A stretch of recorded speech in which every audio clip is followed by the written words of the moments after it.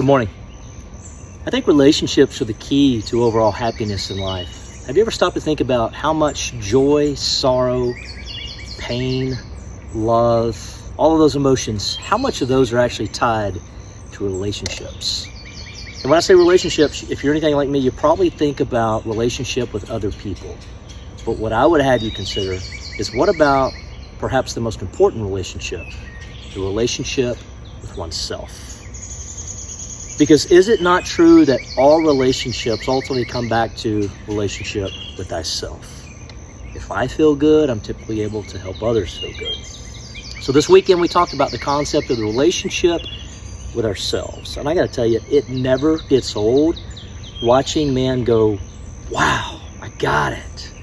These men, when they get the breakthrough, our Thumos brothers, it's fantastic and there's nothing like it. Whether it's a relationship issue with their wife, whether it's something going on, as was the case this week, with a man at work interacting with one of his employees, subordinates, teammates, or a relationship with himself. There's nothing like seeing a man get that aha, that breakthrough. That's the beauty of when men get together and they lean in, they share tactics and tools and wisdom and just real life stuff. Anyway, so what we did on the call, and I'm going to share this because my attempt here is to help you improve what I think is the most important relationship, the relationship with yourself. So let me give you some key points, because I think if applied, this can help you a lot. It's worked for me, it works for a lot of men, and I think it'll work for you. So we got on the call and I asked the men to take a few deep breaths. We do that from time to time, and go inside. And after they took a few deep breaths, I asked them to reflect back on their past week, their last 7 days. The goods, the bads, so-called, the highs, the lows. Just think about everything that you had experienced, what I told these men, in the last week. Eyes closed, in a calm space, unless they were driving. And just reflect. Where are you? What do you feel? The sum of 7 days. And then I had them open their eyes and I shared the map of consciousness, which I think is the greatest spiritual tool out there, period. It's fantastic. And then I chose a few men that wanted to talk and share. So where are you, brother? And for a man, maybe it's you as well, the overlying emotion that came up was, for example, grief. For another man, it was anger. For another man, it was acceptance. And some of those emotions are below the line, which is essentially hell on earth. It's pain, it's suffering at some form, at some level. And for another man, he's clearly above the line for the most part. Doesn't mean that there's not hours or moments or even days below or above the line where it kind of goes back and forth. Had these men look at the summation, the overall of where they were in the last 7 days. That's the first insight. From there we go, okay, based on where you are, what can you do to get back above that line? There's plenty of things that we do. We talk about this all the time. We can get into nature. We can connect with a friend, a brother. We can hug somebody. We can get skin to skin with a pet, like our dog, assuming you like pets. I know I love them. We can listen to high frequency music. Just tell Alexa to play high frequency music. Go to YouTube. It's my best friend. High frequency music. Plenty of ways to get back above the line. The way to stay below the line, and we typically come back and continue to agree on this, is to isolate. I'm not talking about for a man to get alone and go get into solitude and reflect and pray. That's all great stuff. That's a way to get back above the line, into acceptance, love, joy, peace even. But when a man isolates and he just kind of wallers in his mess, his darkness, his shadow, that's typically a bad place for that man to be. So that was the first thing we did, is we just kind of looked at where we were for the past week, identified where we were on the chart, talked about ways to get out of that. The second thing we did, and I want to share with you because I think there's value in this as well for you, is I had these men list out key ingredients to a badass relationship, which kind of took turns. And multiple things came up, but I just want to share maybe 3 with you. One was trust. Can we all agree that for a really good relationship, you need to have trust? I think so. The other was like unconditional acceptance. I think we can all agree that's a key component of a good relationship. And a third, and again, we did more, but a third that came up was time together. From there, I go, awesome.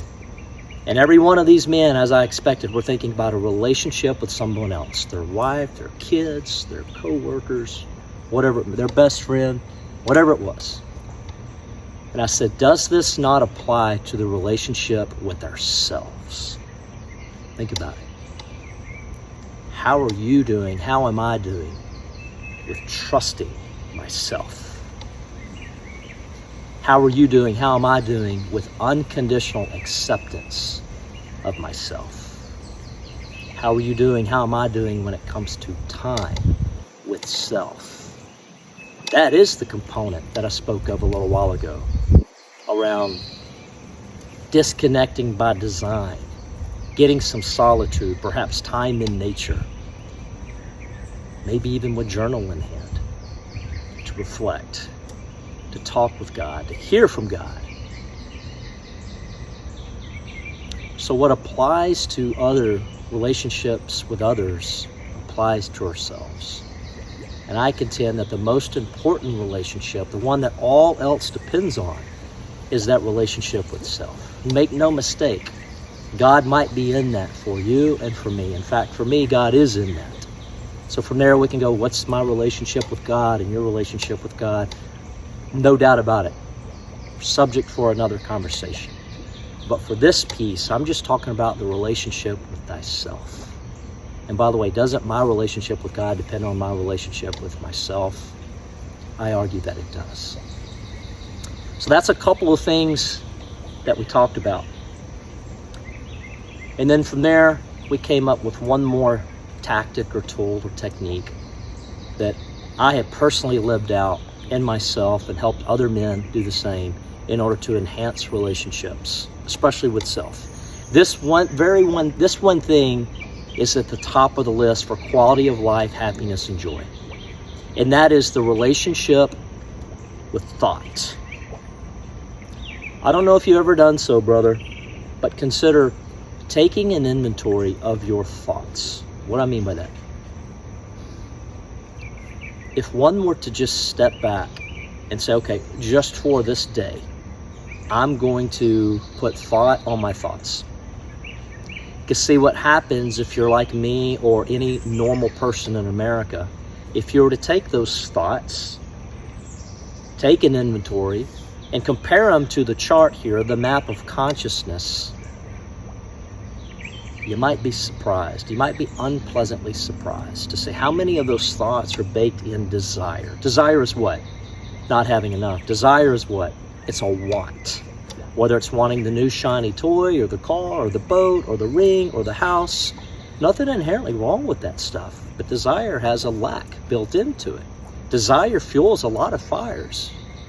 Desire builds a lot of stuff. Let's go build stuff. I contend that there's a better emotion to build it from, though. Why don't we build it from a place of acceptance, love, and joy versus desire or anger? They both build. Why not build it from a place above the line? But if one were to simply put thought on thought and take inventory of those thoughts just one day, don't yet, I would suggest, try to control or even capture those thoughts. Believe me, I've done this a lot and I have failed a lot. Maybe that's what qualifies me to talk about this stuff, is the amount of failures that I've had. But what really gets me excited is the breakthroughs that I've had. And what gets me even more excited is when I see so many men that are in our tribe or have come to and through our community that get the breakthroughs and the ahas. Just one thing, one breakthrough can change your life. And so if you were to put thought on thought for one day, you might be like the normal American, the normal person out there, even non-American, and go, holy shit, a major percentage, majority, 90% maybe, of my thoughts are below the line. Could'ves, should'ves, what needs to get done. This is what I got to do. This is what this guy did or didn't do. How dare, da-da-da-da-da. Or just something that needs to get done that recurs over and over and over. You're anything like me, Mr. Compulsive, at least in the past, I would play the same. It might even be a neutral thought. I need to pressure wash the back porch. Well, when I take inventory of that thought, that's something I need to do, I got to do, usually more so than I get to do, as I got to do. I might replay that same thought in a week's time 100 times. Why not take that thought, write it down, and then go do it and save myself the mental energy and compassion? Here's what I don't have a problem with, and neither do you. Happy thoughts, thoughts of gratitude, thoughts of strength, love, joy, kindness. But guess what? Unless trained, unless someone has raised their consciousness, most thoughts, perhaps 90% of thoughts, they're not above the line. They're not happy thoughts.